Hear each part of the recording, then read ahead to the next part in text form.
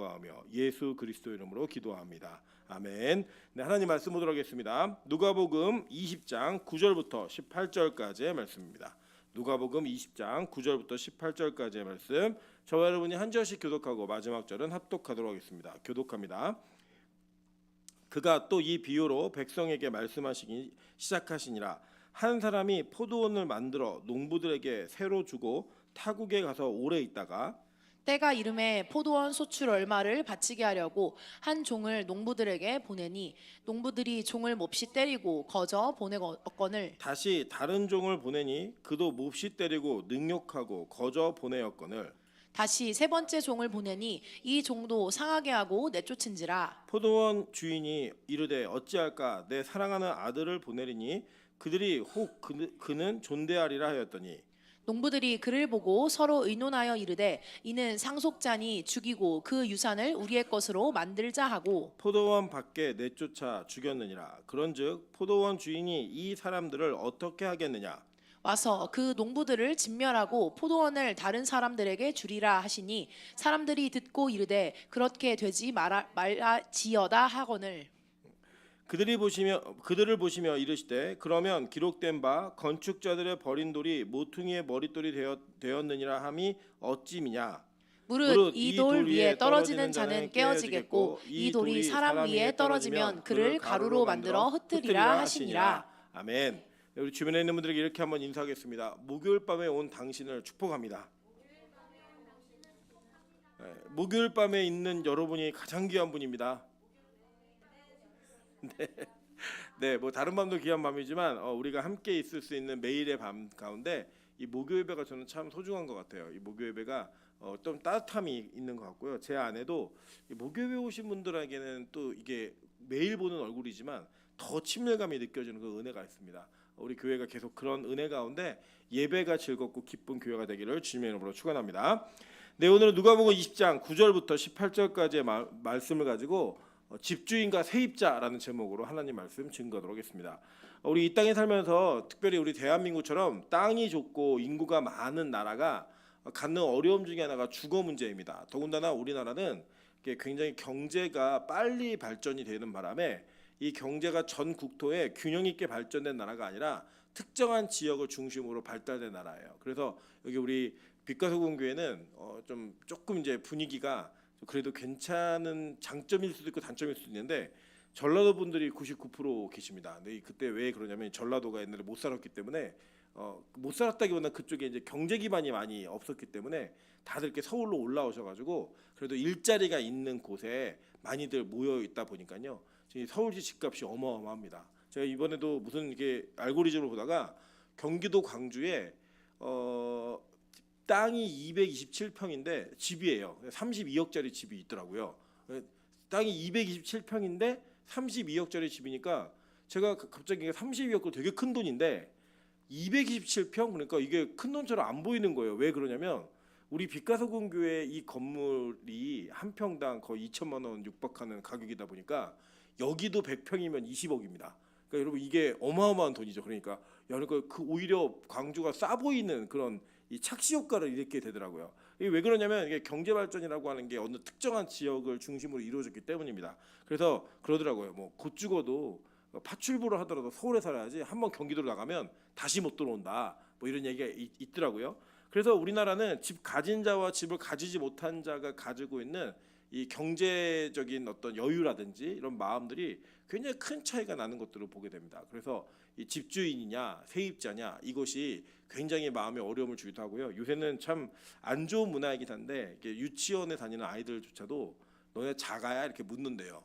집 어디 아파트야 그럼 어느 몇 동이야 몇 단지야 이거는 평수를 알 수 있고 거기에 살다가 하더라도 너네 자가냐 전세냐 월세냐 이런 단어를 유치원 애들이 안 돼요. 그러니까 여러분 이게 참 아이러니한 거죠. 아이들이 아무 꺼리낌 없이 친구가 돼야 되고 벽이 없어야 되는 그 시기에 그런 기준을 가지고 사람을 대한다는 것 자체가 이 나라가 얼마나 경제적으로 이게 불균형이 있고 불안함이 있고 또 거기에 또 상위에 올라간 사람들이 좀 소위 말하는 이 교양이나 어떤 이렇게 여유가 없는지를 여실하게 보여주는 이렇게 문화라고 생각합니다.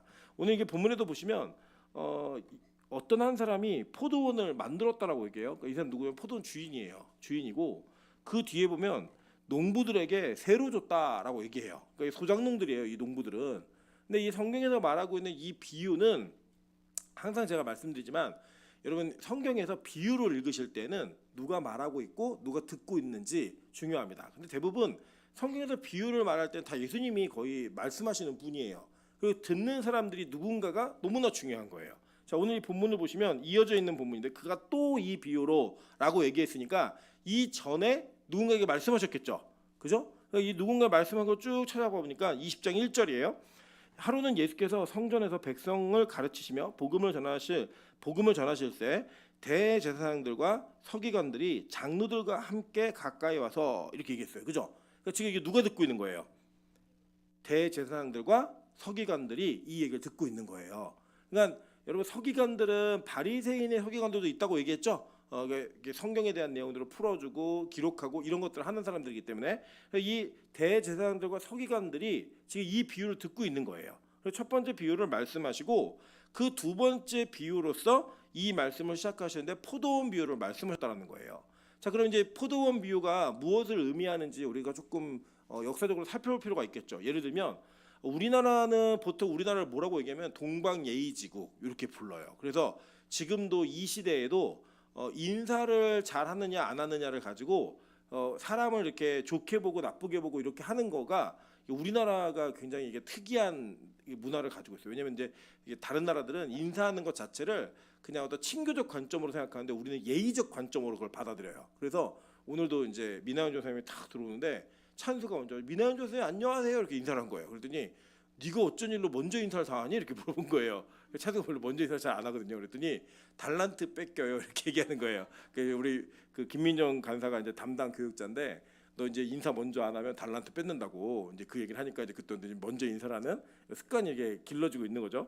어떻게든 간에 그거 좋은 것 같아요. 근데 이 사회 속에서 특정한 어떤 우리나라에서 뭐 백이민족이다, 뭐 동방예의지국이다 이렇게 얘기를 하면 그게 누굴 얘기하는지 우리 다 알아요. 그죠? 그런 것처럼 이스라엘 백성들에게도 자기들만의 나라의 고유성을 표현하는 표현이 있었다라는 거예요. 그게 뭔지 한번 볼까요? 이사야 5장 1절부터 7절 한번 볼게요. 이사야 5장 1절부터 7절 말씀 다 같이 한번 읽어보겠습니다. 자, 시작. 나는 내가 사랑하는 자를 위하여 노래하되 내가 사랑하는 자의 포도원을 노래하리라. 내가 사랑하는 자에게 포도원이 있음이여 심히 기름진 산에로다. 땅을 파서 돌을 제하고 극상품 포도나무를 심었도다. 그 중에 망대를 세웠고 또 그 안에 술틀을 팠도다. 좋은 포도 맺기를 바랐더니 들포도를 맺었도다. 예루살렘 주민과 유다 사람들아 구하노니 이제 나와 내 포도원 사이에서 사리를 판단하라. 내가 내 포도원을 위하여 행한 것 외에 무엇을 더할 것이 있느냐. 내가 좋은 포도 맺기를 기다렸거늘 들포도를 맺음은 어찌됨이니고. 이제 내가 내 포도원에 어떻게 행할지를 너희에게 이르리라. 내가 그 울타리를 걷어 먹힘을 당하게 하며 그 담을 헐어 짓밟히게 할 것이요. 내가 그것을 황폐하게 하리니 다시는 가지를 자름이나 복을 돋우지 못하여 찔레와 가시가 날 것이며 내가 또 구름에게 명하여 그 위에 비를 내리지 못하게 하리라 하셨으니. 7절은 집중해서 읽습니다. 무릇 만군의 만군의 여호와의 여호와가 포도원은 이스라엘 족속이요 족속이요 그가 기뻐하시는 나무는 유다 사람이라. 그들에게 정의를 바라셨더니 도리어 포악이요 그들에게 공의를 바라셨더니 도리어 부르짖음이었도다. 라고 얘기해요. 자, 여기 보니까 무릇 만군의 여호와의 포도원은 이스라엘 족속이요 이렇게 얘기했죠. 그리고 그가 기뻐하시는 나무는 유다 사람이라 라고 얘기해서 이 하나님께서 이스라엘 백성들을 표현하실 때 자기 백성들을 표현하실 때 포도원이라는 표현을 하셨어요. 그래서 우리나라가 백이민족이 우리나라를 이렇게 상징하는 어떤 심볼이라면 이스라엘은 포도원이 자기들을 상징하는 하나의 심볼이었어요. 그러니까 이제 이사야서에서 얘기하는 내용은 뭐냐면 이 하나님이 최상급의 포도나무를 갖다가 심었는데 그러면 최상급의 포도가 맺힐 줄 알았더니 너희들이 들포도를 내 가지고 내가 어찌할까 고민하다가 그냥 울타리 다 걷어버리고 다 먹힘을 당하게 하겠다 이런 내용이잖아요. 그래서 하도 불순종하고 말을 안 들으니까 너희들 맡겨서 들짐승들에게 맡겼다가 내가 다시 회복시킬 거야 라고 얘기하는 그 흐름에서 저 이사야서 5장의 이야기가 있는 거예요. 그러니까 이스라엘 백성들은 포도원 그럼 누구예요? 자기인 줄 알았던 거예요. 그러니까 이 얘기는 알아들으라고 한 거예요, 못 알아들으라고 한 거예요? 알아들으라고 한 거예요. 자, 그러면 여기에 또 누가 등장하냐면 포도원은 그러면 이제 우리로 적용하면 교회가 되겠죠, 그죠? 하나님의 택한 교회가 되겠고 그 포도원을 만들어 놓고 농부들을 세워놓고 세를 줬다고 얘기했어요. 자, 그 농부들을 세웠다는 얘기 뭐냐면 이 농부들은 관리하는 사람들이잖아요. 그러니까 이 농부들이 포도원을 관리하고 포도나무에 뭐 이제 예를 들면 뭐 병이 났나 살펴보기도 하고 뭐 거름도 주고 그 뭐 나무도 좀 가지치기 있는 거 가지도 쳐주고 뭐 이런 거 일을 하는 거잖아요. 그런 일을 하는 사람들이 누구였냐면 대제사장들과 서기관들처럼 하나님의 말씀을 가지고 이스라엘 백성들을 양육하는 사람들, 그 사람들에 대한 이야기를 하는 거예요. 여러분, 그래서 우리 성경에 보시면 19절에 이렇게 얘기합니다. 19절에 자, 오늘 본문 누가복음 20장 19절. 자, 읽겠습니다. 시작. 서기관들과 대제사장들이 예수의 이 비유는 자기들을 가리켜 말씀하심인 줄 알고 즉시 잡고자 하되 백성을 두려워하더라. 그죠? 알았다는 거예요. 무슨 얘기를 하고 있는지. 그래서 이 지금 농부들이 대제사장들과 서기관들이라는 거를 자기 얘기인 줄 알고 있었던 거예요. 우리도 보통 그러잖아요.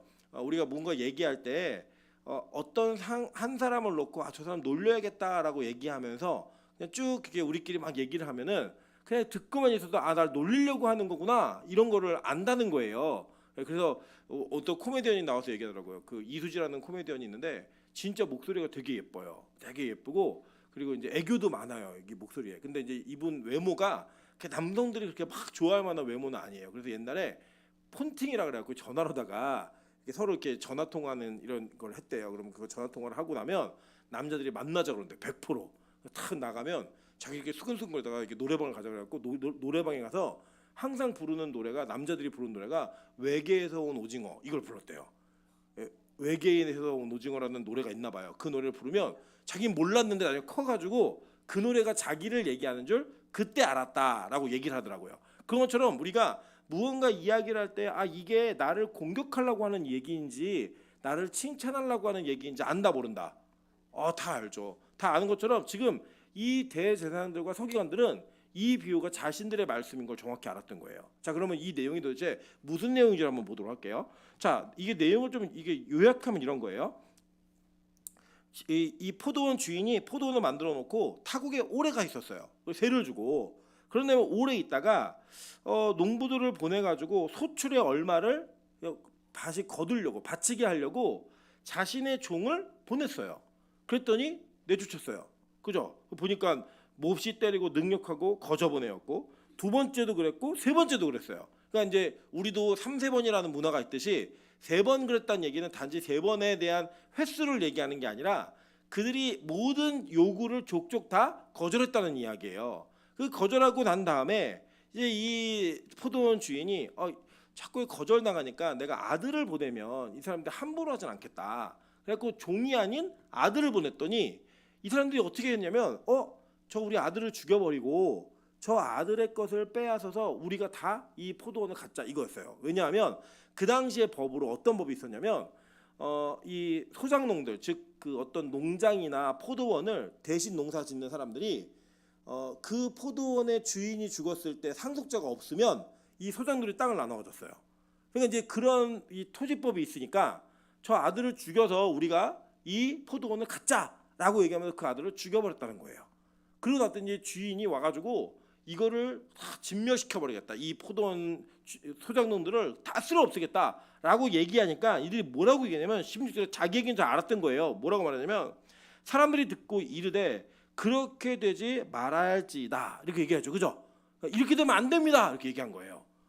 그러니까 이제 이 사람들은 자기들이 이 얘기를 하고 있다는 걸 안 겁니다. 자, 그럼 보통 이 비유는 제가 이 비유 아시죠? 네, 들어본 적 있으시잖아요. 근데 이 비유를 쭉 보면은 대부분 이 비유가 어떤 내용이냐면 하나님이 우리에게 무언가 선한 거를 요구하실 때 내놓을 만한 열매가 있어야 된다. 그렇지 않으면 이렇게 심각한 일이 벌어진다. 뭐 이렇게 보통 해석을 하세요. 근데 여기 뒤에 붙어 있는 이 전체 내용을 살펴보시면 이 비유는 우리에게 선한 행위를 요구하는 열매를 요구하는 내용이 아니에요. 자, 이 내용 한번 살펴볼게요. 자, 이제 내용 아셨으니까 의미들을 좀 살펴볼게요. 자, 먼저 보면 이런 거예요. 포도원 주인이 포도원을 맡겨놓고 오래 있다가 타국에서 오래 있었다고 얘기해요. 그죠? 그러니까 이 포도원 주인은 꼬박꼬박 세를 받은 사람이에요? 아니면은 꼬박꼬박 세를 받지 않는 사람이에요? 꼬박꼬박 받은 사람이 아니에요. 제가 예전에 진짜 경험했던 일인데 신학교 때 제 친구들하고 6명이 반지하를 하나 얻어가지고 거기 학교 앞에 같이 살았어요. 근데 그 반지하에 살았던 그 계약을 했던 친구가 상당히 오랫동안 거기 졸업할 때까지 그 집에 살았는데 한 번도 집세를 올리지 않은 거예요. 그래서 나중에 알고 이게 고맙다고 인사를 했더니 집주인이 거기도 내 집이 있었냐고 이렇게 얘기를 하더래요. 집이 너무 많아가지고 이게 내 집이 거기 있었냐고. 그래서 걔는 한 번도 그 세를 변하지 않고 4년 동안 군대 갔다 오는 거에 친구들과 살았으니까 계속 그 집을 6년 정도로 그냥 쭉 살았던 그런 기억이 저희 친구들에게 있습니다. 그러니까 자기 집이 너무 많으니까 모르는 거예요. 어디서 세가 오는지 이거 잘 모르고. 그래서 진짜 부자가 누구냐? 진짜 부자는 한 달에 내 통장에 얼마가 들어오고 나가는지 모르는 게 진짜 부자예요. 저는 압니다. 정확하게. 이번 달에는 이게 스쳐가겠구나. 이런 거 다 계산이 되는 사람 부자가 아니고 얼마가 들어오는지 계산 안 해도 되고 얼마가 나가는지 계산 안 해도 되는 사람이 부자예요. 그러니까 이 포도원 주인은 이 포도원이 자기의 전 재산일까요, 아닐까요? 한번 여러분 생각해 보세요. 여러분 전 재산을 투자해가지고 포도원을 만들었는데 외국에 갖고 오랫동안 이 포도원에 신경 안 쓴다. 말이 돼요, 안 돼요? 안 되죠. 이 사람은 이 포도원 자체가 자기의 어떤 생활고를 해결하거나 자기의 문제와 경제적인 어려움들을 해결할 만한 그런 도구로서의 포도원이 아니었던 거예요. 그러면 이 사람이 포도원을 만들었죠. 그리고 소작을 준 거는 누굴 위해서 한 걸까요? 자, 그러니까 안 해도 되잖아요. 그러니까 부자라고요. 신경 안 써도 될 정도예요. 그럼 굳이 이 포도원을 만들어 가지고 세를 놓고 갔다라는 건 이 사람이 누굴 위해서 이 일을 한 걸까요? 소작농들을 위해서 한 거예요. 사실은 내용상 안 해도 괜찮은 사람이라고요. 거기 돈이 나오나 안 나오나 큰 의미가 없는 사람이에요, 이 사람은. 그런데 이 사람이 오랜만에 소출이 얼마를 좀 바치게 해야겠다라고 얘기할 때 이 얼마라는 헬라어 단어가 되게 작은 액수를 얘기할 때 쓰는 단어들입니다.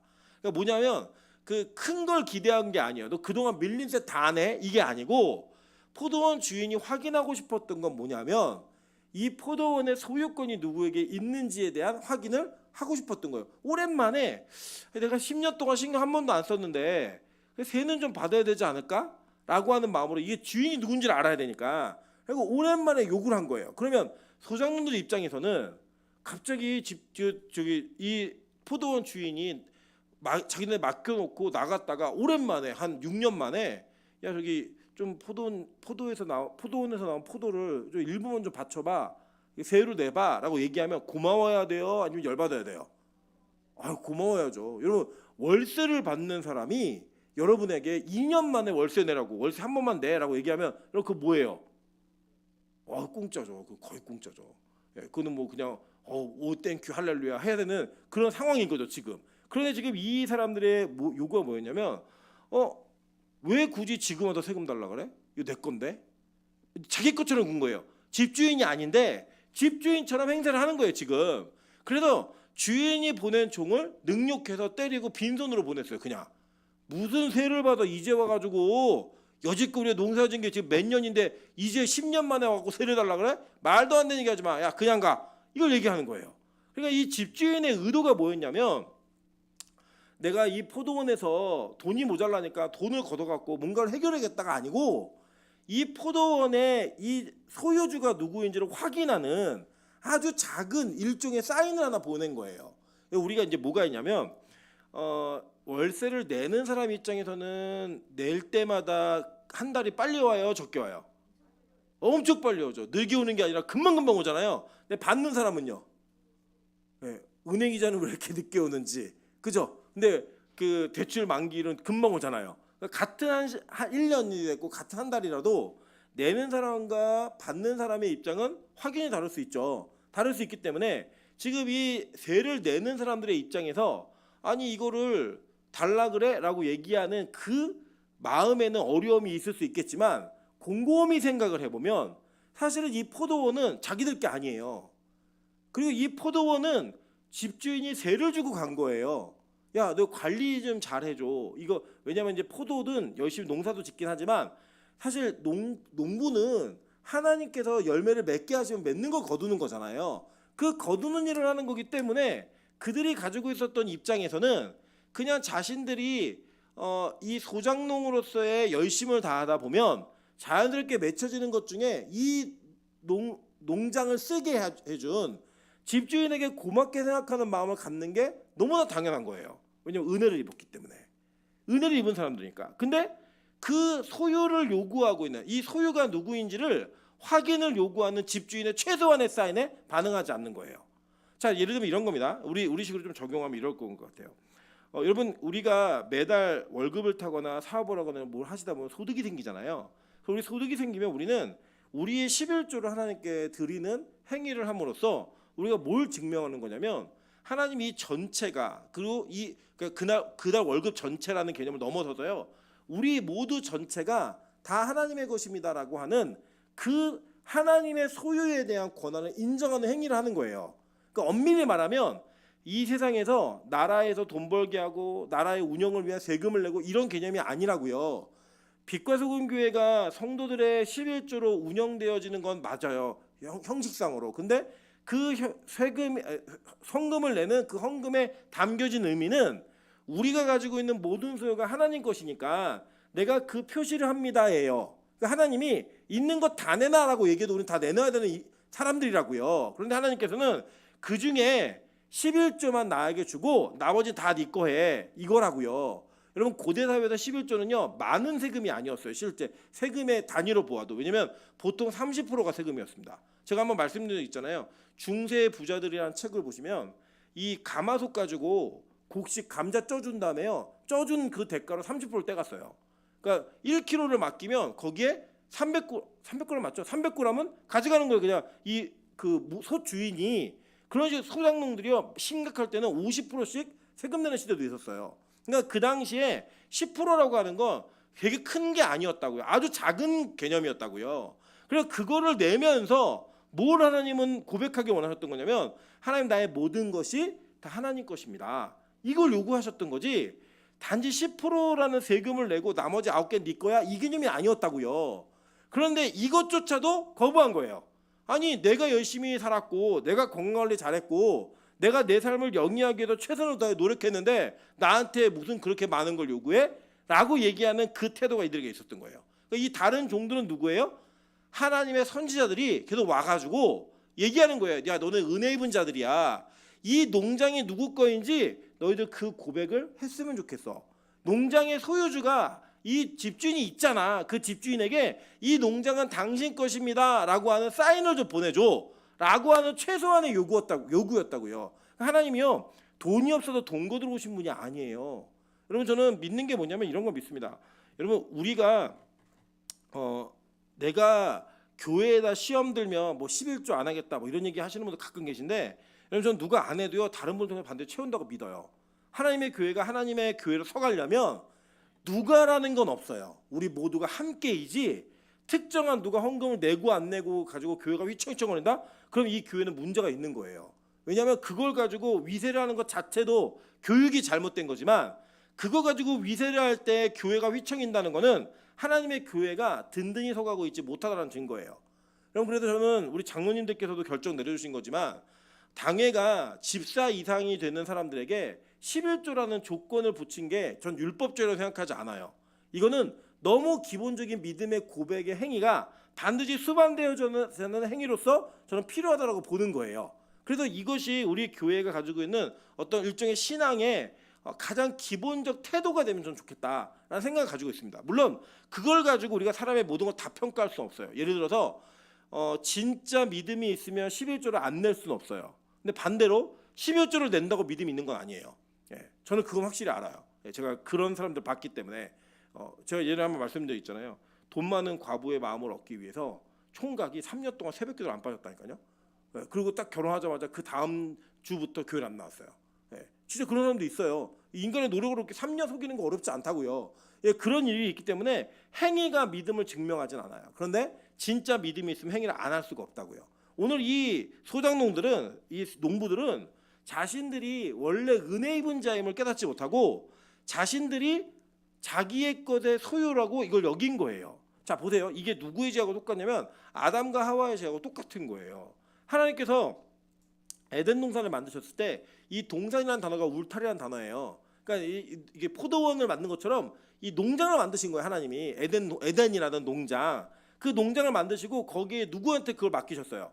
아담하고 하와에게 맡기셨죠. 그러면서 야, 이거 다 네 거야. 네 소유고 네가 이름도 짓고 네가 먹고 싶은 거 다 따먹어. 그런데 동산 중앙에 선악과라는 나무가 있는데 그 나무의 열매는 절대로 먹지 마.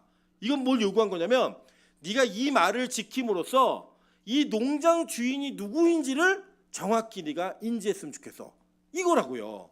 그러니까 하나님은 우리와의 관계 속에 왜 우리에게 자꾸 예배를 요구하시냐면 여러분 실제로 우리가 그냥 단순하게 시간으로 따지면 우리의 삶 가운데 일주일을 근거로 해서 예배드리는 시간이 우리의 삶의 시간보다 많지 않아요.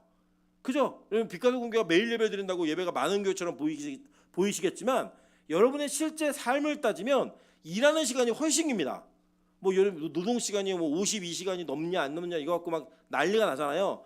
예배 시간을 52시간으로 한다. 여러분 다 데모할 겁니다. 교회 안 다니고 어떻게 교회가 이런 폭력을 할 수 있냐? 교회가 너무한 거 아니냐? 이런 생각 다 하실 거예요. 그러니까 실제로는 여러분의 삶 가운데 예배드리는 시간 자체는 큰 시간이 아니에요. 그런데 다른 교회는 일주일에 한 번 드리는데 우리 교회가 일주일에 매일 예배를 드리면 상대적으로 예배가 많아 보이지만 절대적으로 보면 예배 시간은 우리의 인생에 그렇게 많지 않아요. 근데 하나님은 그 예배 시간을 하나님께 드림으로 말미암아 내가 하나님과 어떤 관계인가를 표시하기를 원하시는 거예요. 그게 안식이라고요. 아담과 하와가 그 안식에 거하고 있었을 때에 행복했는데 그들이 도에 넘친 게 뭐냐면 야 나도 이런 농장의 진짜 주인이었으면 좋겠어 이거예요.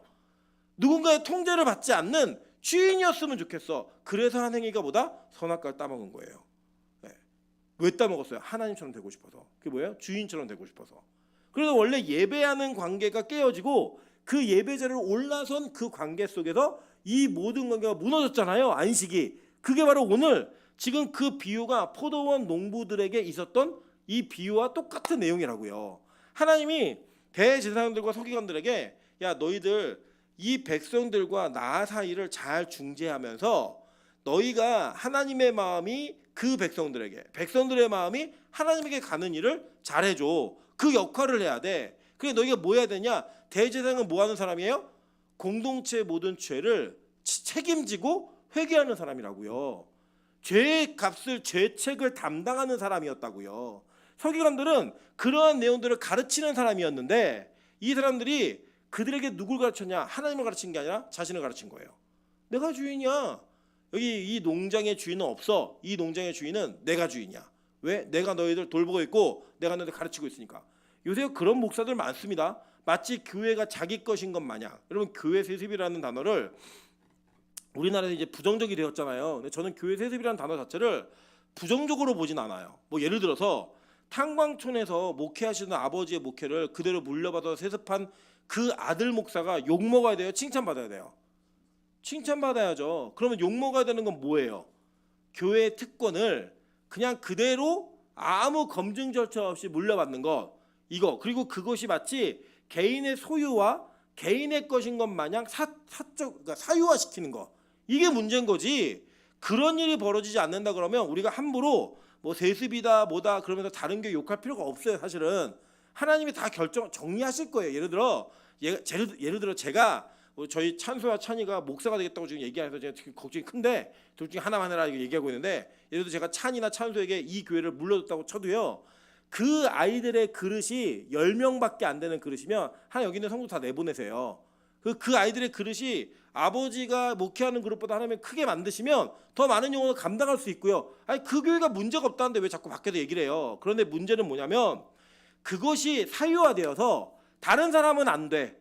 무조건 내 핏줄이어야 되고 내 가족이어야 되고 내 인척이어야만 돼. 라고 얘기하면서 이 교회를 사유화하는 것을 정당화하고 그거를 편들고 있는 사람들은 성경을 모르는 사람들이에요.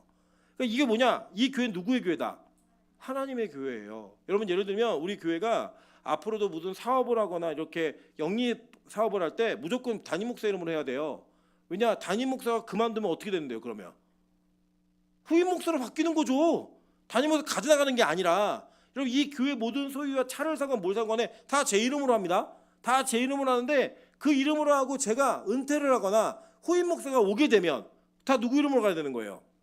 후임 목사 이름으로 가는 거예요. 그건 그렇게 고스란히 물려주는 거고, 교회가 나중에 원로 목사나 은퇴하는 목사를 배려한다 할 때 그 배려만 제게 되는 거지, 그 외에 모든 것은 다 누구 거예요? 하나님 거예요. 교회 거라고요. 손대면 안 돼요. 함부로 해도 안 되고요. 그게 바로 성경이 우리가 가르치고 있는 원리라고요. 그런데 지금 이 농부들, 대제사장들과 서기관들은 백성이 자기 백성인 줄 알았어요. 그래서 여러분, 예수님을 따라다니는 군중을 보고 이 서기관들과 바리새인들이 두려워했던 게 뭔지 아세요? 야, 이 백성 뺏기겠구나, 이거였다고요. 지 백성이에요? 아닌데 그런 태도로 가졌다는 거예요. 여러분, 교회도 마찬가지입니다. 우리 오랫동안 신앙생활하고 오랫동안 어떤 섬김 자리에 있다 보면요, 그 자리가 마치 내 자리 같아요.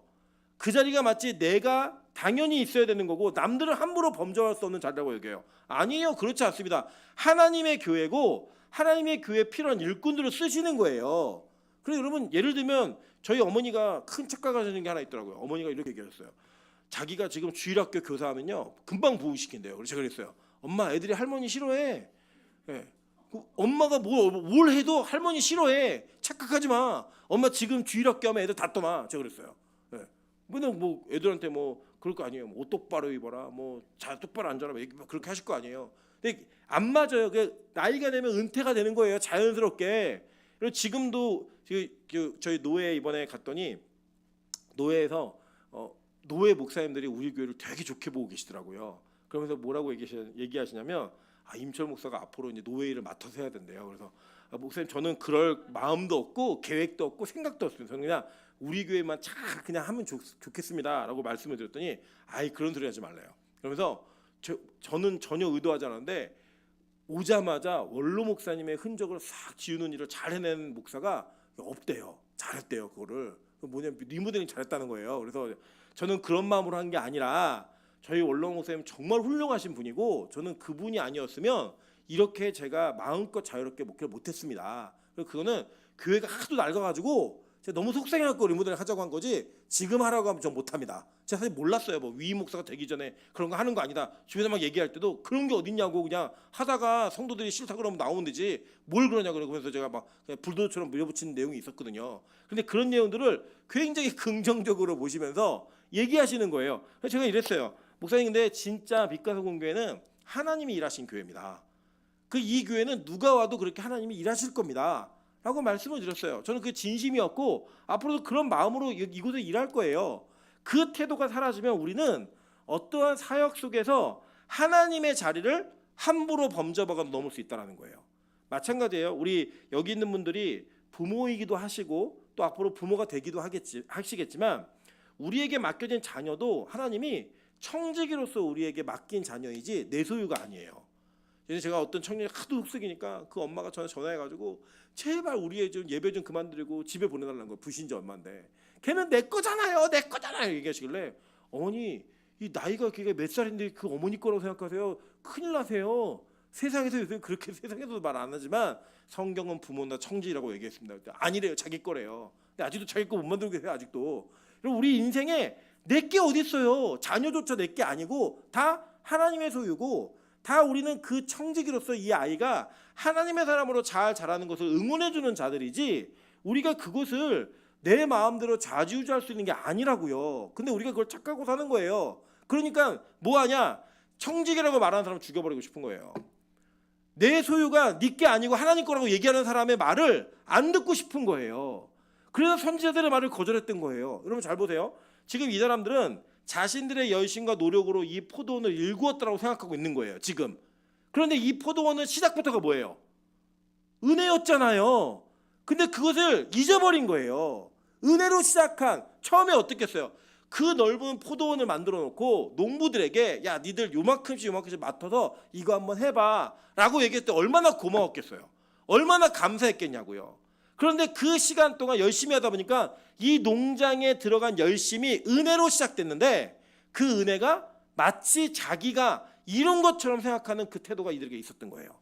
그래서 집주인이 보낸 종들을 멸시하고 무시하는 거예요. 여러분 이게 뭐냐면요, 이런 겁니다. 원래 우리의 구원은 하나님께서 최상급의 포도를 나무를 심었어요. 그리고 하나님께서 그 모든 울타리를 만드셨다고요. 은혜로 시작되었는데 마치 어느 순간 내가 내 열심으로 이것을 이룬 것처럼 그렇게 생각하는 모습이 우리 안에 있더라고요. 여러분 제가 이게 자꾸 칭찬받을 때마다 제가 뭘 자꾸 되뇌는지 아세요? 빛가서공교회는 하나님이 일하신 거야. 하나님이 일하신 거야. 계속 얘기를 해요. 왜냐? 사람들은요 눈에 보이는 것들을 칭찬해요. 솔직히 말씀드리면 저는 제가 가지고 있는 원래 인간적인 이 욕망과 야망의 사이즈로는 저 빛가서공교회 잘 된다고 생각하지 않아요 지금. 그리고 솔직히 제가 부교육자 생활까지 다 합치면 제가 여지껏 목회하는 생활 중에 가장 부흥이 더디되는 공동체가 여기예요. 진짜로요. 그 거짓말이 아니라 진짜 그래요. 그래서 저는 성에 안 차요. 그냥 어려운 시대에 선방하고 있다 이 정도의 개념이에요. 근데 주변에서는 다 우리 교회를 칭찬을 해요. 그럴 때마다 제가 제 나름대로 위로받는 게 있어요. 아 그래 내가 원하는 만큼 숫자가 늘지 않고 뭔가 안 되고 있지만 그래도 내가 그런 칭찬을 받고 있네라는 위로가 될 때마다 하나님 이 교회는 하나님이 하시는 교회입니다. 계속 되뇌어요. 제가 그 병들까 봐. 마치 내가 뭐 실력이 있고 뭔가 열심히 해서 된 것처럼 생각할까 봐. 그거 아니에요. 그래서 제가 그랬어요. 그 얘기도 들어야 되겠네요. 목사님 근데 저는요 진짜 성경 가르치고 예배 드린 거 외에는 아무것도 한 게 없습니다. 실제 그렇잖아요 여러분. 여러분도 아시지만 신방할 때마다 코로나 터지고 신방하려고 그러면 문제 생기고 이랬고 한 번도 신방도 못했어요. 그랬던 이 삶 속에 하나님이 이 교회를 이렇게 세우신 게 은혜 아닙니까? 그 은혜가 끝까지 은혜여야 된다는 거예요. 저는 그러지 않기를 원하는데 저는 우리 교회가 그냥 300명까지만 컸으면 좋겠어요. 그래 이제 이게 부교육자도 좀 책임지고 이럴 수 있게. 근데 더 커질 수도 있잖아요. 혹시 더 커져도 저는 우리가 이 처음의 마음을 잊지 않았으면 좋겠는 거예요. 그래서 제가 이 모교 예배가 귀한 게 뭐냐면 이 모교 예배는 진짜 대한민국에서 어떤 교회도 예배를 안 드리는 날짜가 이 목요일이에요. 화요 찬양 집회 이런 거 되게 많아요. 뭐 마커스 뭐 이런 거 많이 하거든요. 목요일도 하나? 어쨌든 뭐 이게 목요일 날은 그 잘 없어요. 근데 이 교회가 목요일 날 예배를 드리고 있는 이 인원이 어쩌면 하나님께서 이 교회가 은혜로 가고 있다는 걸 보여주는. 우리 여러분께 한번 인사하겠습니다. 난 목요일 날 교회 올 사람이 아니었습니다. 아니잖아요 우리. 근데 이게 은혜인데 만약에 이 자리가 50명, 60명, 70명 넘치면 마치 우리는 이렇게 생각할 수 있어요. 내가 목요예배 지켰더니 하나님이 이 교회 부흥시켰다? 이게 우리 안에 들 가능성이 있다 없다? 있죠. 왜 없겠어요? 그때마다 우리가 해야 되는 게 뭐냐면 이 출발이 은혜였다는 걸 잊으면 안 된다는 거예요. 나중에는요 아들을 보낼 때 죽여버린 거예요. 이게 뭐냐? 자 보세요. 야 너네 은혜로 시작된 거고 이건 내가 시작한 이 시작이야. 근데 그들이 안 듣는 거예요. 뭔 소리야? 이거 우리가 열심히 했어. 그랬더니 이제 이 집주인이 안 되겠으니까 야, 내가 아들을 보내서 이 아들을 통해서 진짜 이게 내 소유인 걸 보여줄게라고 아들을 보낸 거예요. 그랬더니 저 아들을 죽여버리고 이거 우리 갖자 여기까지 가버리는 거예요. 그 뭐예요? 본심은 알았던 거예요. 우리 게 아닌 거를 자기 게 아닌 거 알았어요. 그런데 진짜 아들이 오니까 저 아들 새끼 죽여버리고 이거 진짜 우리 거 만들자 이렇게 된 거예요. 그래서 우리가 거절하는 게 뭐냐? 그래서 예수를 거절하는 거예요. 여러분 잘 보시면요. 자기가 선하다라고 하는 어떤 근거가 있거나 정말로 우리가 이게 윤리도덕적 차원에서 선하게 사시는 분들이 계세요. 이런 분들이 예수 믿기 진짜 힘듭니다. 왜냐? 예수 믿는 것은 당신은 죄인이고 당신의 힘과 능력으로는 그 어떤 것도 할 수 없습니다라는 그 전제가 있어야지만 예수가 필요해요. 그러니까 그 전제가 인정이 안 되는 거예요. 내가 얼마나 열심히 선하게 최선을 다해서 이 도덕과 윤리를 지켜가면서 남에게 피해 안 끼치고 잘 살았는데 나보고 죄인이래? 이 이해가 안 되는 거예요. 내가 40년 동안 교회를 얼마나 열심히 섬겼는데 30년, 20년 모태신앙으로 단 한 번도 주일 안 빠지고 열심히 섬겼는데 나보고 죄인이라고? 나보고 잘못됐다고? 야, 저 새끼 죽여. 이게 되는 거예요, 이게. 여러분 성경이 가지고 있는 여러 가지 관점과 여러 가지 생각 속에서 우리가 믿어야 될 그 전제가 뭐냐? 우리 모두가 가눌 수 없는 죄인이라는 거예요. 은혜가 없으면 굶어 죽었을 소작농들이에요. 그런데 그 은혜 때문에 우리가 이것을 출발했다는 걸 잊지 않아야 되는데 완전히 이거를 내 의로 삼고 싶으니까 그 아들을 죽여버린 거예요. 그래서 예수를 죽인 겁니다. 그랬더니 이 얘기를 듣고 나서요. 이제 얘기한 거예요. 예수님이 포도원 밖에 내쫓아 죽였느니라. 그런즉 포도원 주인이 이 사람들을 어떻게 하겠느냐라고 얘기하면서 와서 그 농부들을 진멸하고 포도원을 다른 사람들에게 주리라 얘기한 거예요. 그랬더니 이 얘기를 듣는 사람들이 뭐라 하냐면 아유 그런 일이 일어나면 안 돼요 이렇게 얘기한 거예요. 이게 뭐냐면 자 이들은 이 이야기가 자기 이야기인지 알았어요 몰랐어요? 알았죠. 그러니까 자기들이 지금 하나님에게 갈 백성들의 마음을 자기들이 차지하고 있다는 것을 알고 있었던 거예요. 자기들의 소유가 아닌 것들을 자기들의 소유처럼 여기고 있다는 걸 스스로 알고 있었다고요. 이 얘기를 제가 찔리는 거예요. 이 농부들이 우린데, 이 농부들이 난데, 율법을 가지고 큰 틀을 만들어서 너 이거 해야 구원받아 하면서 자기들에게 종속시키고 하나님께 서원하면 뭐 그냥 기도하면서 서원하는 것들은 몸으로 헌신한 것들은 야 안 지켜도 돼. 그런데 금이나 돈으로 한 거는 너 반드시 지켜야 돼. 왜요? 돈 좋아하는 사람들이니까. 다 자기 소유로 삼아갖고 하나님 거 쓱쓱 빼다가 자기 소유로 만들었던 자들 그들이 바로 이 농부들이었고 자신이었다는 걸 알고 있었어요. 여러분 그래서요 우리가 평생에 우리는 그냥 세입자다라는 그 마음을 잊어버리면 우리는 동일한 사람이 되게 되어 있습니다. 저는 이 말씀에 찔림이 있는 은혜가 있었으면 좋겠습니다. 어떤 찔림이냐면 내가 세입자인데 꼴값 떨고 있었구나. 내가 은혜로 포도원 농장에 들어가서 일을 하게 된 사람인데 내가 진짜 꼴값을 떨고 앉아 있었구나 이거예요. 여러분 다른 비유에서도 나오지만 그때 당시에도 포도원에서 일하는 이 사람들을요 일당으로 쓰기도 했어요. 야 일할 사람들 모여. 그래서 아침부터 해서 6시, 9시, 12시, 3시, 5시까지 사람 모으잖아요. 그렇게 들어가가지고 일을 했는데 너 고정으로 이거 일 좀 해봐 라는 정규직을 얻게 됐다고요. 뭐로요? 은혜로. 그런데 그 은혜가 열심히 해서 뭔가 이루고 나서 보니까 뭐예요? 자기 힘이 돼버린 거예요. 힘이. 여러분 그래서 성경은요 자신의 힘을 가지고 자신을 스스로 구원하고자 하는 사람들의 모습을 타락이라고 표현했고요. 그렇게 열심히 있는 사람들을 하나님께서 버린 자라고 성경은 아주 노골적으로 표현했습니다. 그러면서 얘기하는 거예요. 자 이랬더니 그 사람들이 듣고 이르되 그렇게 되지 말하지니이다 이렇게 얘기했어요. 그죠? 네. 말하지이다 하거늘. 이게 그게 말이 이게 한국말이 줄이니까 이상하게 됐어요. 그죠? 그렇게 되지 말아야 할 것입니다. 이렇게 표현한 거예요. 그러니까 그렇게 되면 안 돼요. 얘기한 거예요.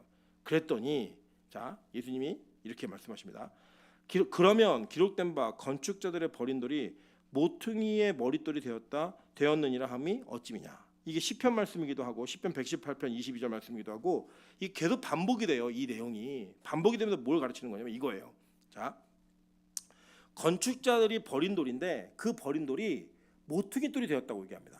지금은 건축법이 달라져가지고 이제 여러 가지 방법으로 이제 건물의 균형과 사이즈를 결정하죠. 근데 이 당시에는 건축을 할 때 모퉁이 돌을 제일 먼저 놔요. 코너스톤이라도 꼭지점에다가 제일 먼저 돌을 놓고 그게 기준이에요. 그거 일자로 쭉 맞추는 기술이 건축술에 뛰어난 거예요. 그래서 이 모퉁이 돌이 낮으면 그 낮이는 것을 통하여 건축 사이즈가 결정이 됐어요.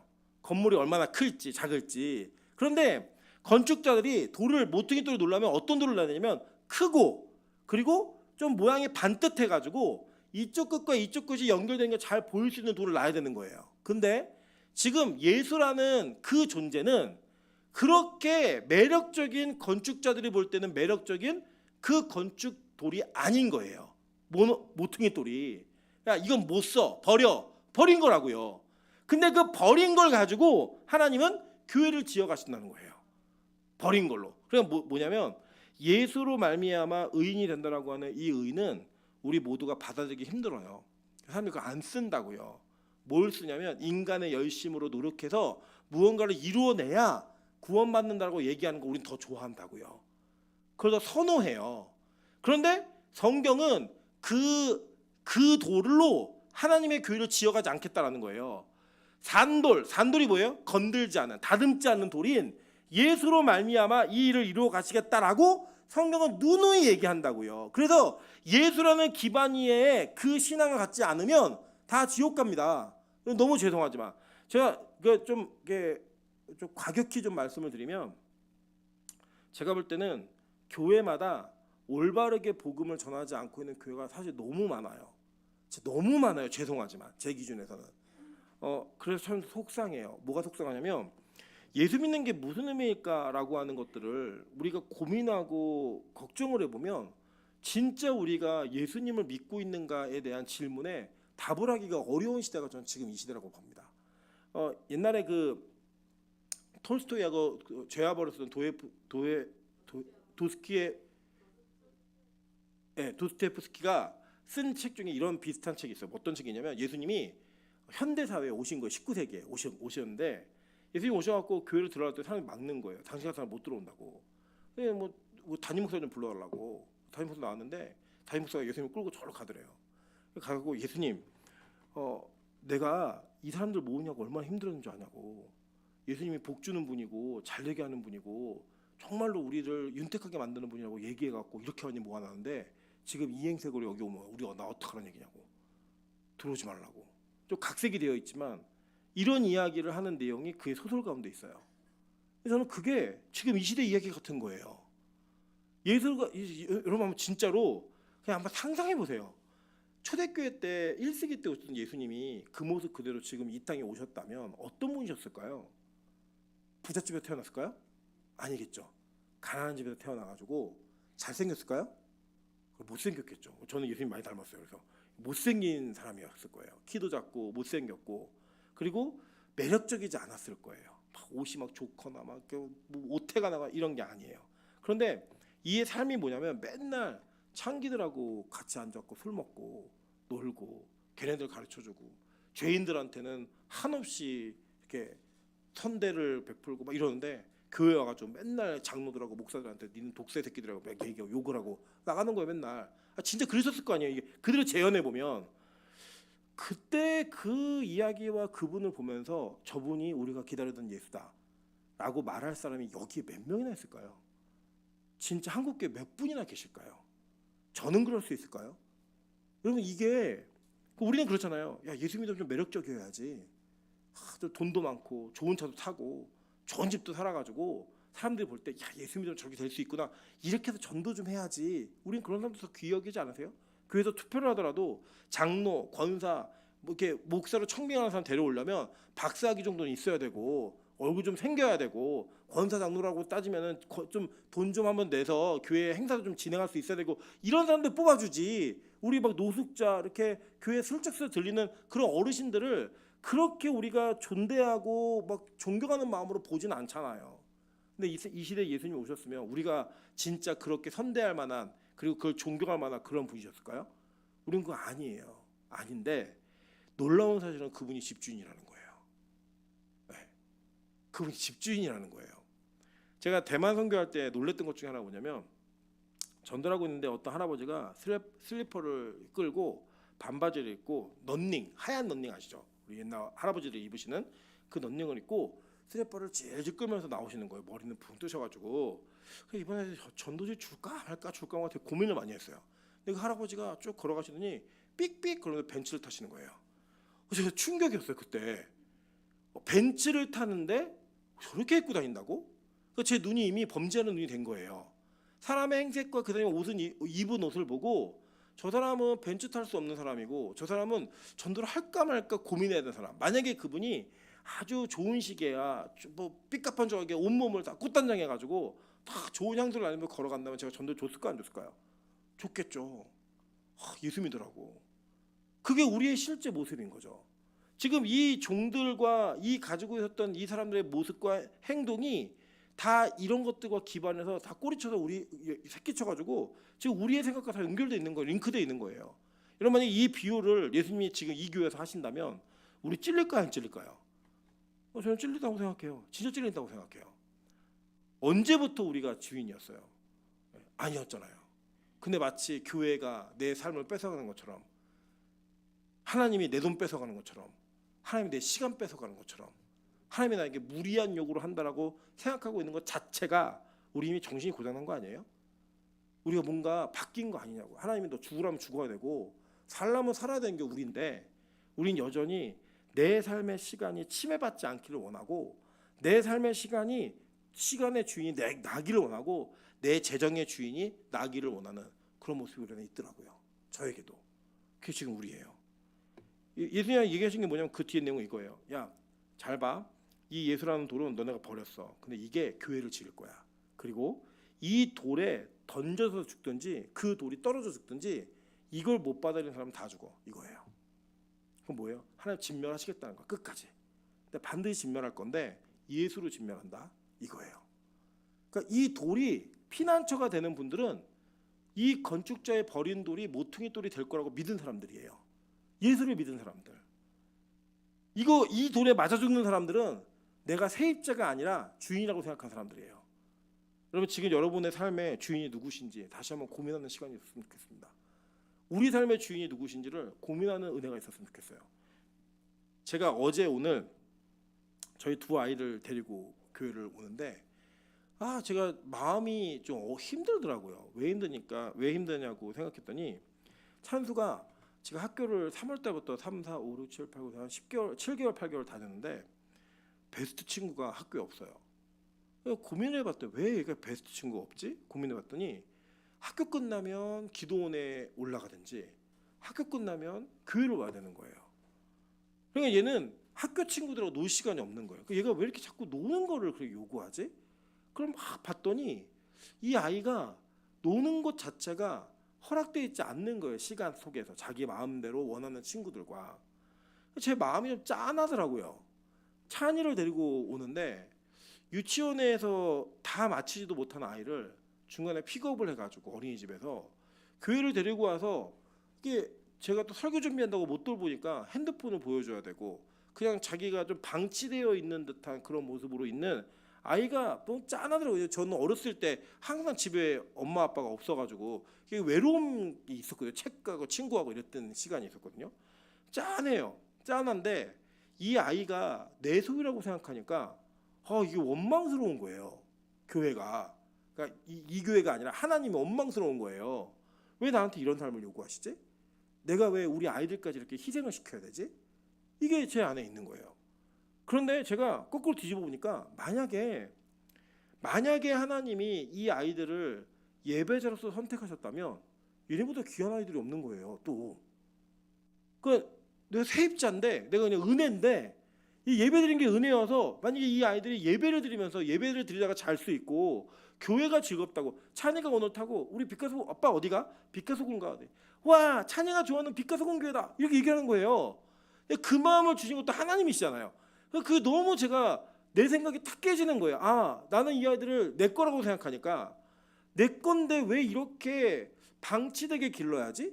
이 생각 때문에 마음이 좀 힘들었는데 돌이켜 보니까 하나님이 선물로 주신 아이들이고 하나님 아이들인 거예요. 옛날 예배자로 만드신다면 야 얘네들보다 귀한 애들이 어디 있어? 이 생각이 드는 거예요. 광주 천에서 서울까지 나와서 예배 드리러 오고 이런 은혜가 어디 있어? 이 생각이 드는 거예요. 여러분 진짜로요. 이 아이들이요. 집에 가면은 잠을 못 자니까 아침에 일어날 때 전쟁을 합니다. 집에서. 전쟁을 할 때마다 다른 집 아이들은 9시, 8시 학교 선생님이 왜 이렇게 늦게 지우냐고 일찍 지우면 안 되냐고 그걸 물어보시니까 뭐라고 하겠어요. 안 믿는 분한테 우리가 예배드리다가 11시 잡니다. 12시 잡니다. 얘기를 할 수가 없잖아요. 그런데 나중에 하나님이 이걸 다 갚아주실 것 같은 거예요. 저는. 이 아이들의 인생에. 여러분 제가 성도들을 보면서도 그런 마음이 없겠습니까? 제가 목회하면서 이런 얘기 저런 얘기 하면요. 막 다 그래요. 왜 이렇게 성도들을 괴롭게 하냐고 힘들게 하냐고. 저도 편하게 하고 싶어요. 일주일에 한 번 와도 좋은 분이라고 얘기해드리고 싶고 수요 예배 금요일처럼 와도 야 정말 대단합니다라고 말씀드리고 싶은데 아니 하나님이 우리에게 요구하시는 게 이거라면 우리 세입자들이 집주인이 요구하는데 뭐 어떻게 하겠어요? 집주인이 얘기를 하는데 월세 올리겠다는데 우리가 뭘 어떻게 하겠어요? 월세를 한 달마다 받겠다는데 우리가 그걸 어떻게 하겠냐고요. 우리 마음에. 여러분 이게 우리 생각과 우리 마음이 내가 주인이라고 생각하면 하나님 너무 불편한 분이에요. 진짜 불편한 분이에요. 이게 안 바뀌면 우리 이 대제사장들처럼 마치 하나님 우리 하나님 내 안에서 죽여버리고 다 우리 인생으로 삼자. 원하는 대로 하고 싶은 대로 그렇게 살자라고 말할 수 있는 게 우리들이라고요. 오늘 우리들에게 하나님 이렇게 말씀하시는 거예요. 야 너희 은혜로 시작한 사람들이야. 그 은혜 잊지 마. 안 그러면 니들도 종 때리고 그리고 아들 죽일 놈들이야. 저 이 말씀에 마음이 탁 무너진 거예요. 하나님 잘못 생각했습니다. 저는 임찬이가 제일 복받은 아이들입니다. 저는 그렇게 믿는 거예요. 빛과 소금의 담임 목사인 제가 제일 복받은 목사입니다. 이렇게 믿는 거예요. 여러분 저는 그렇게 우리 교인들이 생각하셨으면 좋겠어요. 바뀌셨으면 좋겠어요. 이게 내가 인생의 주인이 아님을 고백하면서 하나님 은혜로 시작해서 은혜로 끝나는 교회가 될 수 있게 도와달라고 그렇게 기도하는 저와 여러분 되시기를 주님의 이름으로 축원합니다. 우리 시간 같이 한번 찬양하면서 기도 가운데 나가도록 하겠습니다. 시작됐네 우리 주님의 능력이 은혜로다 주의 은혜 한량없는 주의 은혜 이 찬양의 가사의 고백이 진짜 고백이 될 수 있도록 우리 찬양으로 기도하며 나아가도록 하겠습니다.